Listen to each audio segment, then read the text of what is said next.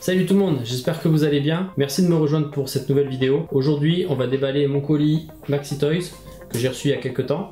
Il s'agit d'une commande que j'ai faite suite à la suggestion d'un abonné. Donc AFProd, si tu regardes, c'est à cause de toi que j'ai commandé ce set là. Tu m'as mis l'idée en tête. Alors je savais que ce set existait, mais c'est vrai que j'avais pas prêté plus attention que ça. Cet abonné m'en a reparlé et du coup ça m'a fait un déclic, je sais pas, je me suis dit tiens, il me le faut celui-là, il faut que j'achète. Chose que j'ai faite, donc le voilà, on est là pour ça. C'est une vidéo un petit peu à l'arrache. Comme vous pouvez voir derrière, j'ai tout ce qu'il me faut là pour travailler sur mon projet Harry Potter. J'ai volontairement enlevé le haut de la tour pour pas vous spoiler sur l'avancée de mes travaux, parce que ça sera le sujet d'une prochaine vidéo. Il me manque encore quelques pièces. J'ai fait ma première commande Brinklink hier. J'ai commandé sur le shop 11 Bricks, comme on m'avait suggéré. Et voilà, c'est en attente. Mais c'est pas le sujet du jour. Aujourd'hui, on est là pour ce set là. Donc je fais pas juste la présentation en mode haul. On va le monter hein, et puis on va le regarder ensemble et en discuter.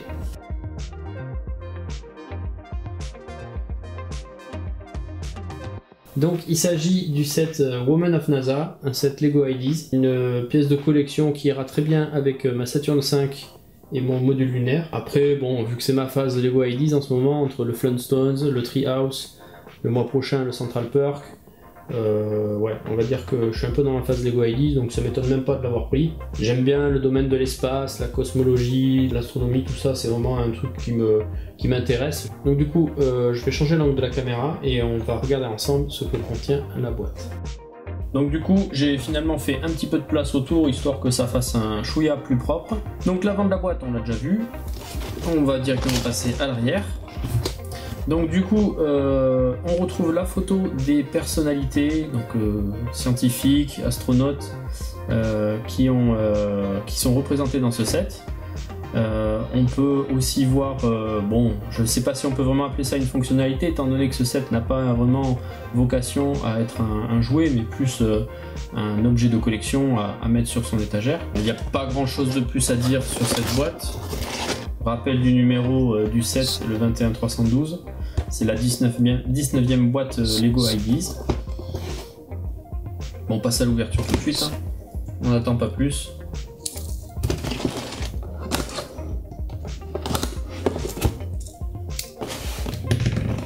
Donc comme d'habitude, les boîtes Lego Ideas sont très soignées. Du coup, nous avons 3 pochettes. Elles ne sont pas numérotées. On a un petit livre. On retrouve dans le livret la biographie, une biographie rapide des 4 personnalités qui sont représentées dans ce set-là. Ensuite, un petit topo sur la fan designer et sur les designers Lego qui ont finalisé ce set. Et ensuite, on passe directement aux instructions. Donc voilà le set une fois monté. Alors, je vous ai épargné le speed build parce que c'était un petit set et je voyais pas vraiment l'intérêt de le faire. Donc là, vous pouvez voir ce qu'il nous reste en pièces de spare une fois le set terminé. On retrouve donc nos 4 personnalités, nos 4 femmes de la NASA sur leur socle.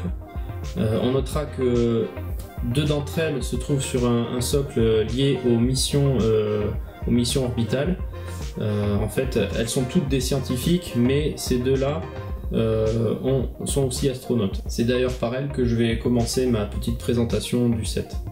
Donc, petite Mae Jemison, revêtue de sa tenue d'astronaute, imprimée devant derrière pour le torse. Les jambes, elles, sont unies, pas d'impression sur les bras, et elle a, si je me souviens bien, un double visage. Voilà. Donc Mae Jemison est diplômée d'un doctorat de médecine. Après avoir été refusée une première fois, elle a réussi à rentrer au sein de la NASA et elle a commencé donc ses activités au centre spatial Kennedy et elle était chargée de vérification des logiciels de la navette. Elle n'a effectué qu'un seul vol orbital, mais elle fut à ce moment-là la première femme afro-américaine à partir dans l'espace. Elle a quitté la NASA au bout de 6 ans pour créer sa propre entreprise et elle a même joué dans un épisode de Star Trek. Ensuite, nous avons Sally Ride, donc avec son petit appareil photo, elle aussi dans sa tenue d'astronaute, imprimée devant et derrière pour le torse. Les jambes sont unies, pas d'impression sur les bras non plus, et aussi un double visage. Donc elle est physicienne et elle travaillait aussi également en parallèle sur des recherches en astrophysique. Et un jour, elle a répondu à une annonce de recrutement de la NASA. Et en plus, c'était la première fois où ils ouvraient le recrutement aux femmes. Et du coup, elle a été sélectionnée. Donc elle a eu l'occasion de participer à 2 missions de vol orbital. Et donc fut à l'occasion la première femme américaine, puisque les 2 précédentes étaient des femmes russes. Et donc du coup aussi la 3e femme à aller dans l'espace. Donc il y avait une autre mission qui était prévue, mais elle a été annulée suite à l'accident de la navette Challenger. Bon, maintenant on va jeter un œil à la navette et au booster. Hop, voilà. Donc je trouve que c'est vraiment très, très bien réalisé, c'est tout mignon. Il y a vraiment rien à dire, en fait c'est vraiment sympathique, j'aime bien. J'aime bien comment c'est conçu. Donc ensuite, on s'attaque à Nancy Roman, dite la mère de Hubble. Donc cette minifig a des impressions recto-verso pour le torse, les jambes unies, pas d'impression sur les bras, et on retrouve aussi un visage, un double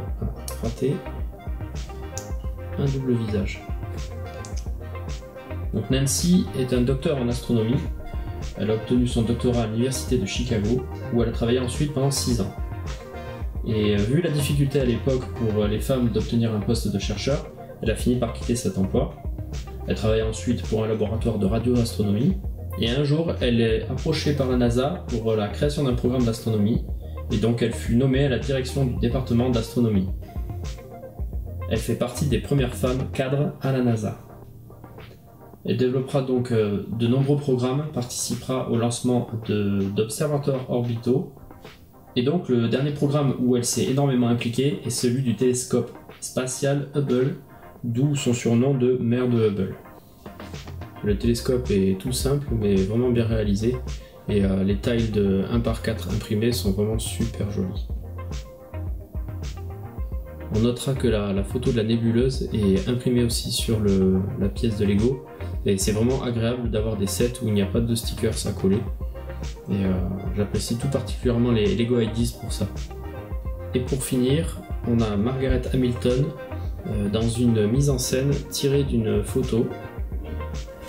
Alors je trouve que Margaret est la mieux représentée des 4, car Lego est allé jusqu'à imprimer les jambes.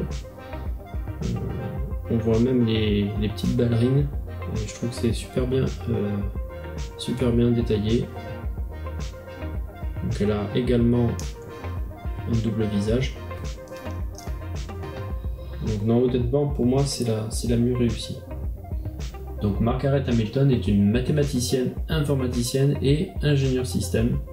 Elle a obtenu une licence en mathématiques, puis a poursuivi ses études au MIT. Elle est devenue développeuse de programmes et c'est au MIT qu'elle a rejoint le Draper Laboratory, où elle et son équipe ont développé le logiciel de navigation du programme Apollo.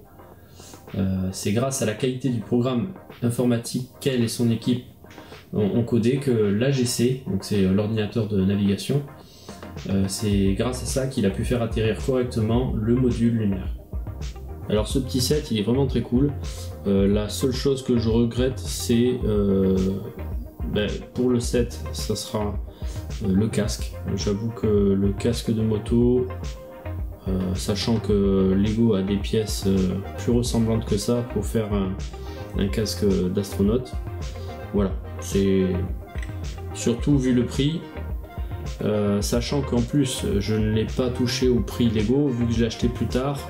Et même en faisant appel à Avenue de la Brique, j'ai trouvé ce set neuf qu'à 34 € et quelques. Donc même si apparemment c'est pas le mieux coté des sets Lego IDs, il a quand même pris un peu de valeur et du coup voilà, je l'ai payé plein pot.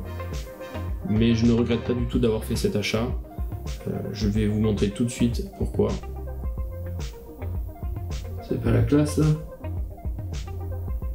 Si vous avez aimé cette vidéo, n'hésitez pas à laisser un like et à la partager. Si vous aimez comme moi la conquête spatiale, je vous propose d'aller voir une autre de mes vidéos, c'est une review sur le Lunar Lander. Et si vous aimez tout ce qui touche à l'espace et également la science-fiction, j'ai une playlist Star Wars qui pourrait vous plaire. Et sur ce, amis fans de Lego, je vous dis à bientôt pour une prochaine vidéo.